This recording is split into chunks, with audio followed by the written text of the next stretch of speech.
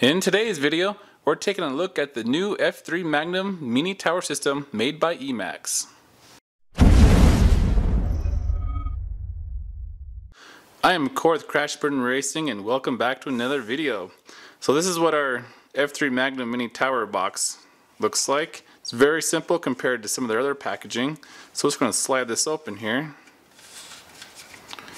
And here is our little stack. Very simple. This is all it comes with. So a little red JST. Now on the back of the box, you'll see the main specs here.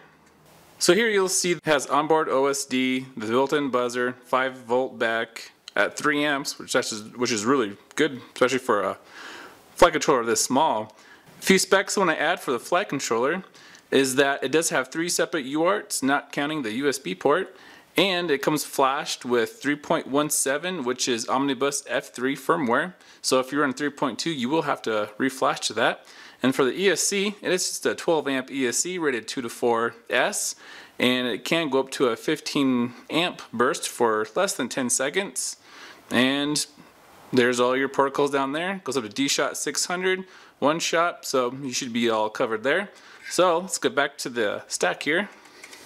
So looking at the stack closely, the quality does seem quite nice. It is very clean. Components seem very well placed.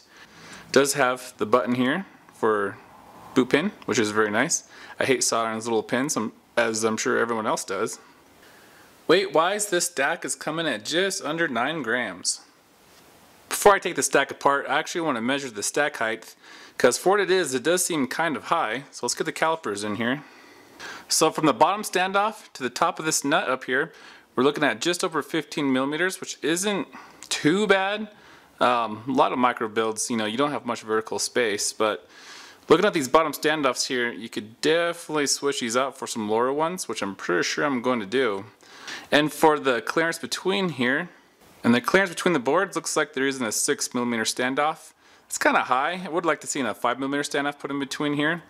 But let's get this thing apart and take a closer look. Here's a closer look at our flight controller.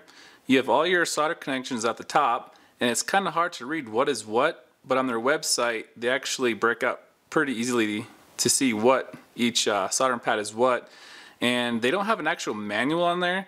The manual that they link to is the F3 Femto, which is a completely different board, different firmware. I don't know why they do that, so if you get this board, do not go off of that. I don't see how it could help you any. And then here's our buzzer built in. And in case you're wondering what this means when it says remove after washing, they actually wash these boards in the process of making them. So they put this on here to actually prevent the liquid from getting in here. So you can always just, of course, just take this off now when you're building it. But anyway, yeah, so it's a pretty clean looking board. Here's the bottom side. Nothing special. It is interesting to see that they do have 4, kind of soldering pads here. They don't say what it is, but I have a feeling it may have something to do with this USB port. Not sure, but that's that. So let's look at the ESC. Here's the ESC. You can see the connector glued on here. Getting kind of ugly there, but it'll work still, right? And yeah, so here they actually do have the minus and plus for these solder pads here. So if you take this off, you don't have to worry about being lost. And one thing to note is that there's no conformal coating on this ESC or the flight controller, which I hate that. It does a lot to protect your boards from vibration and water, but for $10 you can always buy a bottle of this conformal coating yourself. It's about $10. It's pretty toxic stuff, so make sure you keep it away from kids and stuff. But anyway, yeah, so that covers both these components here. So I am actually going to start putting this together in one of my frames. This is the frame I'll be putting this stack into. This is a prototype frame of mine that I think we'll be releasing pretty soon on a website that I'm about to put up live. And it's a little Stretch X frame. It's about 110 millimeters motor to motor, but it's a pretty nice little light frame, about 22 grams. And what kind of sets this apart is the arms here being replaceable. But anyway, it's not about this frame, it's about the stack. So let me get building and we'll see how this build goes. Here's the completed build with this little stack in here, and it did fit in pretty well, so it doesn't look too bad. And I did test it with stock firmware and it performed alright.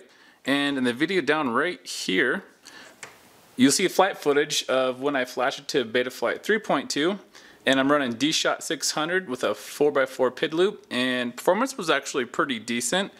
These little 2-inch quads can be kind of a handful to tune, but I thought I did fairly well. And the ESC did not actually put off a lot of noise into the video, which I was very happy. I'm pretty sure the power coming out here is not filtered in any way, so I was really happy to see that it didn't have any issues there. These plastic standoffs in here, so I did manage to break 2 of them in my last flight right here. Not sure when it happened, but the heads broke off. Now I'm not sure if I over tightened them. I don't think I did.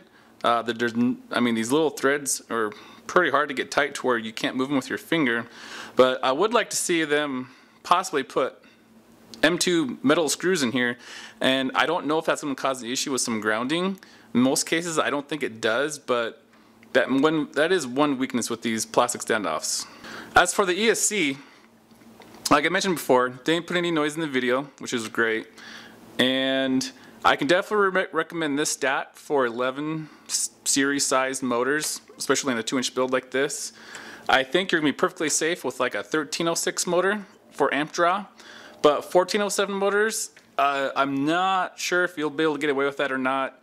I have ran the 12 amp Emax Bullet ESCs with 1407 motors, and I did not blow one of them, but I didn't get a whole lot of flights on it either until I had other problems with the flight controller. So I have to give that one a maybe.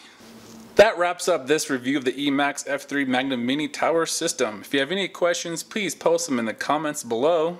And if you like this video, give it a like, and if you disliked it, give it a dislike and let me know why. I'm Corey with Crash and Burn Racing, and thank you for watching.